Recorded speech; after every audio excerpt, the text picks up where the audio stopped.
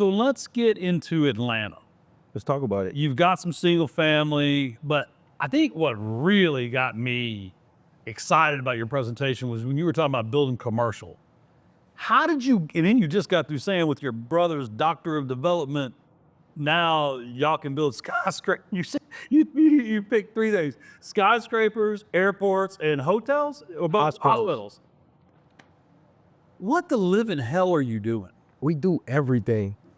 We do everything, Tim. The beauty of it is we love doing this. It's not like, it doesn't feel like work to us. Right. We wake up every day and actually feel passionate about developing real estate and commercial.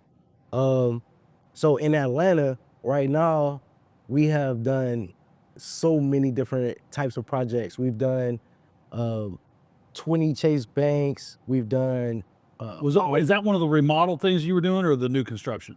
so it's basically remodels because they already have their shells, Gotcha. but they're changing like the concepts of like how things look on the inside. So changing, just updating it because some of the banks were still older, like so modernizing them with the new touch.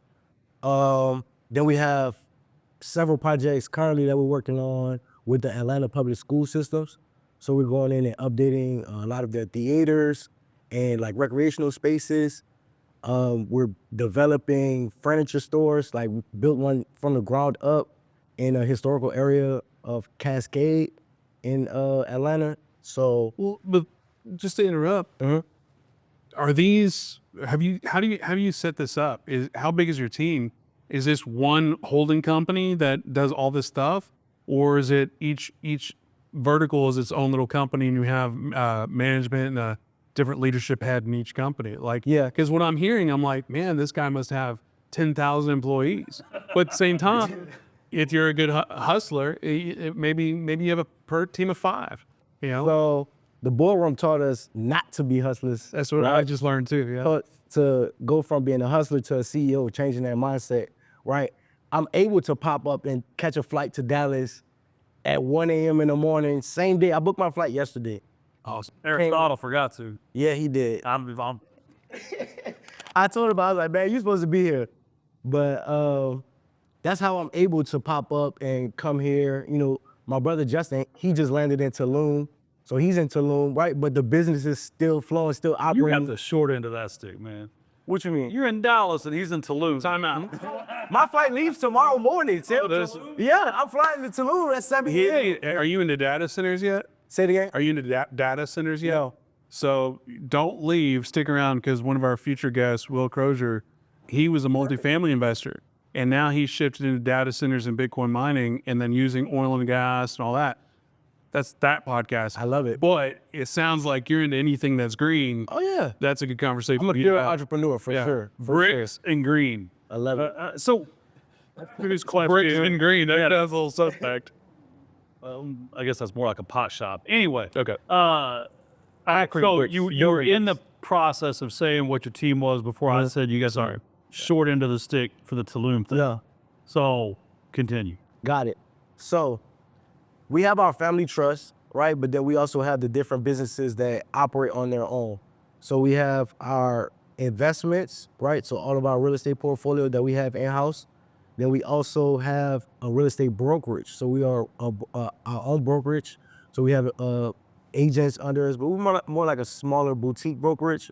But we're looking to develop a bigger brand for ourselves with that as well. Then we have the general construction company where we do residential and construction projects. So majority of the employees are with the construction company. Then we also have a Amazon partnership.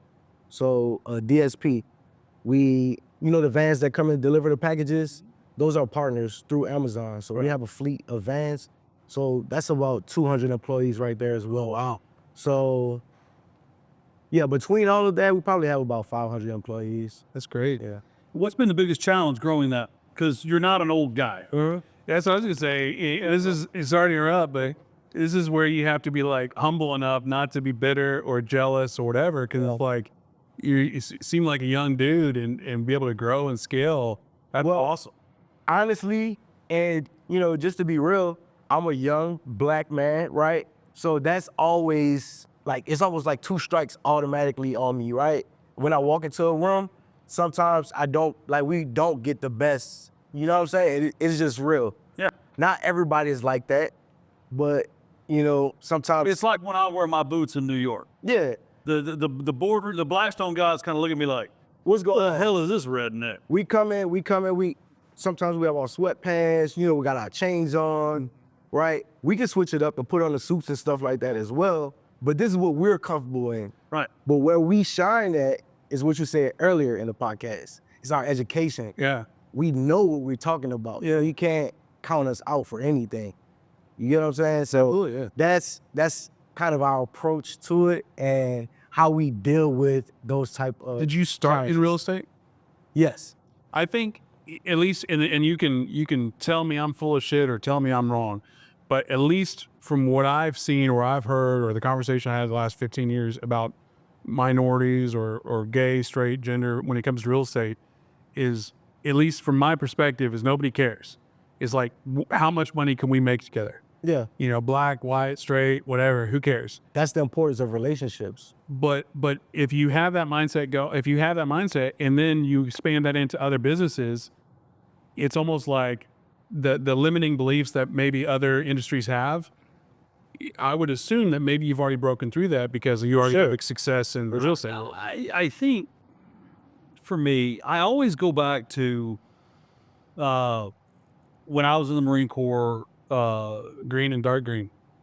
Well, that's what they say. There's no color in the Marine Corps. You're either a dark green or a light green Marine. But I just remember there was this guy that was in the unit from Como in Fort Worth, which is like, back then we were buying houses for $3,000 in Como, and like they were livable. Right? It was, and I just remember I was talking to him one day, and he was just like, shit, man, they yell at me the same way they yell at you in here. And I kind of, like, I don't know, you don't realize it, but I believe through entrepreneurism, the military, and leadership, that's the best way to give an advantage to any community. Yeah. And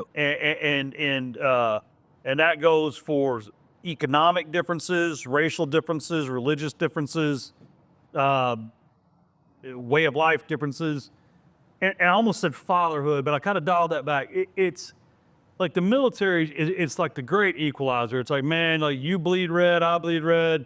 I got to count on you, you got to count on me. And like, you just real quickly like see it. And then entrepreneurism, I think once someone's actually created something, like it's kind of like being a dad. I mean, like you've created this thing and it's living and breathing and everyone counts on it. And it gives you leadership. And so you actually mentioned, I don't know if that was in the pre-footage or I kicked us off, that you're telling your community there's all sorts of ways to make money in real estate. And Aristotle was who I met you through, or I met you both in the same room that day, but y'all had come there together. Yeah. We invited Aristotle to the boardroom. And I think that was our second one that we attended, and he was with us that time. And I hadn't met y'all because I was in a different room, but like he was all about his community and building a financial center. And I think I'm going to go where I want to go, and I don't give a damn who complains. I think the more people hear this message of, I got educated, I started a business, I helped my community. Literally. Like, that's all America needs more of, right? This is what it's about. Seeing is believing, right? Yeah. Seeing this, things like this is what's gonna help change the narrative, change the direction of things, right? Because there are people out there that feel like the information is not there for us to get when it is. Yeah. It's just up to you to go out and build and foster those relationships and take it upon yourself to actually get that knowledge.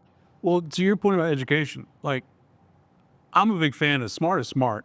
Smart doesn't know color, doesn't know sex, doesn't know preference. Right. If you're smart, it screams it very quickly. Success is the same way. Like, you meet somebody and you could judge a book by cover, but then very quickly you turn that page, you're like, oh, that guy knows his stuff. There it is. I have a buddy of mine who's a 2-star general in the Marine Corps, and the minute you start talking to him, you're like, this is the smartest human I've ever met in my life. Black dude.